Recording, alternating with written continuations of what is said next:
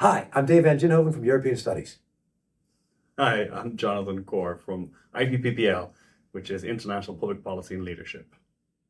So today we are going to talk about something that's very popular. It's always a question on prospective students' minds, which is the differences between European studies and IPPL. So we thought it would be a great idea to sit down together and have a chat. And we have some questions here in front of us to simply talk about the differences, where we agree, where we tend to disagree as programs. And hopefully it'll give you an indication of what exactly program is right for you. So shall we jump into the questions? Yeah. Okay, so questions, more statements, I guess you could say. But the first one is, students in your program know exactly what career they want before they start. Right. I'm going to have to go with disagree on this one, because European Studies is a program that's interdisciplinary with a mix of business and politics. So a lot of our students, they choose the program because they like both, or they choose the program because they're not sure which one they like more. And so they have career options and they can take their time figuring out which one they want. Yeah, I think I'd also have to be the same as well. I'd say somewhat disagree. While it's in the name itself that it's obviously the program is about policy, it's still very open-ended. There's a very exploratory nature to the program, so students still get the opportunity to find out what exactly it is they want to do long-term after the program. Okay. Your program places a strong emphasis on learning a foreign language. At European Studies, this is absolutely true, and we strongly agree. All European Studies students have to do a foreign language from the beginning to the end of their studies. And European Studies is pretty much the only applied sciences program that makes foreign languages a part of your professional training. We teach language skills that you could use at work, and it's the thing that makes us kind of unique. And for IPPL, it is that we strongly disagree with this statement. We do not teach a foreign language. While obviously we're a very international classroom, we have many different cultures, many different backgrounds, therefore many different languages, but our program is taught in English primarily. And we only teach in English and we teach no other language. Okay. Yeah, that's clear. So students regularly produce real-world, hands-on deliverables rather than traditional academic essays. I think this is one on which we both strongly agree. Yes. Because our focus in both cases is on doing something real that the labor market actually needs. You don't meet a lot of employers, do you, who say, I'm looking to hire people who are really good at multiple choice tests. No. We need people who can write policy advice or analysis. And so I think both programs have a strong emphasis on doing rather than just knowing. We do have to have some exams because we have to make sure that you know stuff and that we've covered some of the basics. But getting you to do things for employers is really important to us. Yeah, and it kind of goes back to why you are hopefully applying for this university. It's an applied sciences university, and our programs are perfect examples of why and in which ways they are applied. Your program primarily prepares students for careers in the public and non-private sector. Yeah, I'm going to have to disagree on that, at least somewhat, if not strongly, because a lot of European Studies graduates do work in public policy, and they work in government agencies or European Union organizations or even NATO. But a ton of them also work in the private sector. And a lot of our students work in careers where they help their company deal with the public sector. So they help a business, deal with European rules or regulations, or they might do lobbying or public affairs for that company trying to change European rules. But there's often a very strong business component to what they do. Also, a ton of them end up working in communications, public relations, or even marketing because they're so communicative, good with culture and languages. So there's a lot of private sector employment for them, even though there is also a strong public policy focus. Yeah, for us, it's the other end of the stick. We would strongly agree, or at least at the very most, somewhat agree, but primarily strongly agree. This is because this program sets up students for careers in NGOs, IGOs. While it's not the most predominant job sector that students go into, it certainly is one that we prepare them for. Students in your program are almost certain to spend time studying abroad. Well, I have to strongly agree with this. All European studies students have the option of going on exchange, and that is the norm. Most of our students study in a foreign country for a full semester in their third or fourth year, and it has historically been required that our Dutch students go on exchange, but you don't really need to require it. It's very, very popular, and it's a standard part of our program in the third year of our four-year program or the second year of our three-year fast track. Everybody goes and studies at a foreign university, either in Europe or in a number of destinations outside Europe. Mhm. I can't really add any more to that because we are, in that sense, the very, very same. So it's a neutral standpoint between two programs. We are the very, very same in that regard. Your program involves a significant focus on European Union politics and institutions.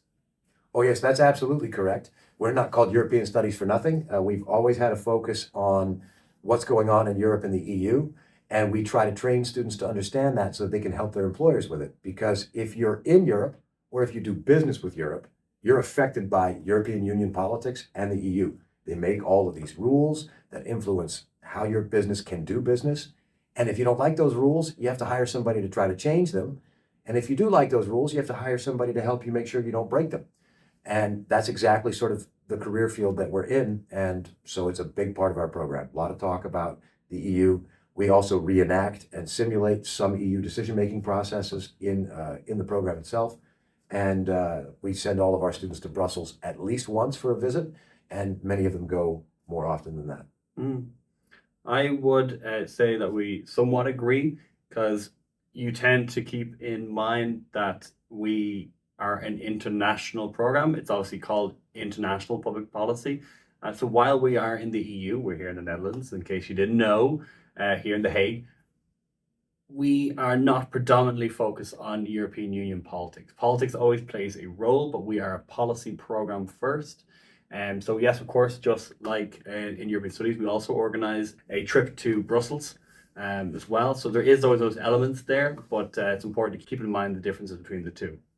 Your program equips students with skills directly applicable to policy writing and government advisory roles. I would agree with that because our students have to learn the entire policy cycle within the European Union.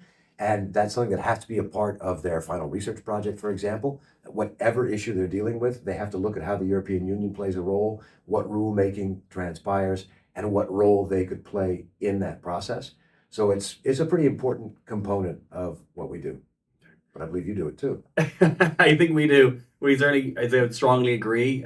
If you read into our program, and hopefully you have, you will see that this is where our bread and butter is.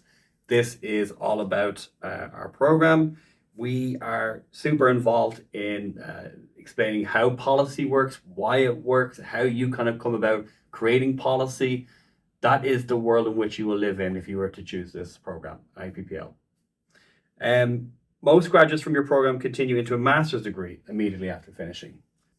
I'm going to go with, that's the wrong paper. I'm going to say that I somewhat agree, and that's because about half of our students choose to pursue a master.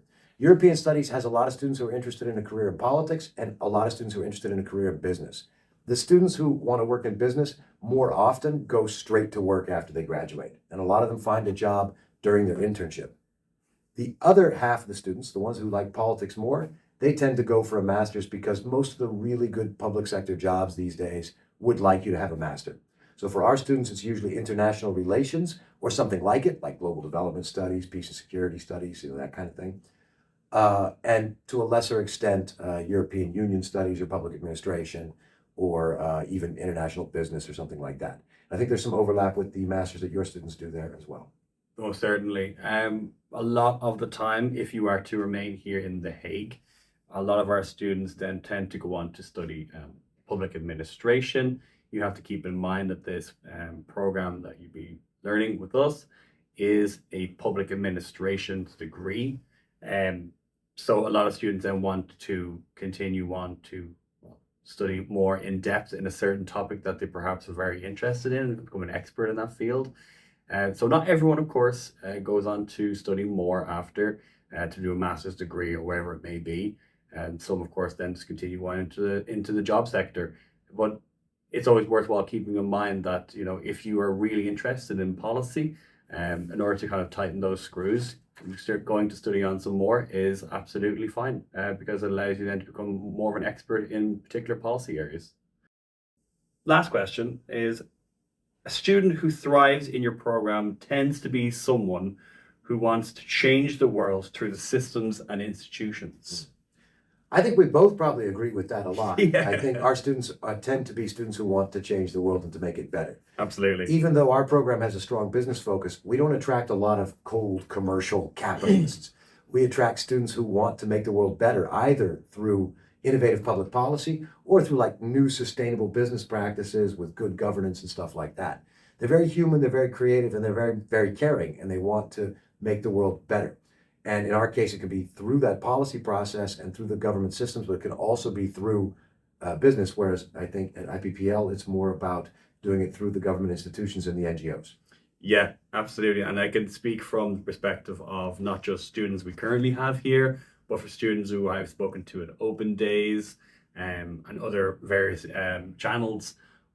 A lot of them are always coming to me and saying that I want to change X, Y, and Z in my country.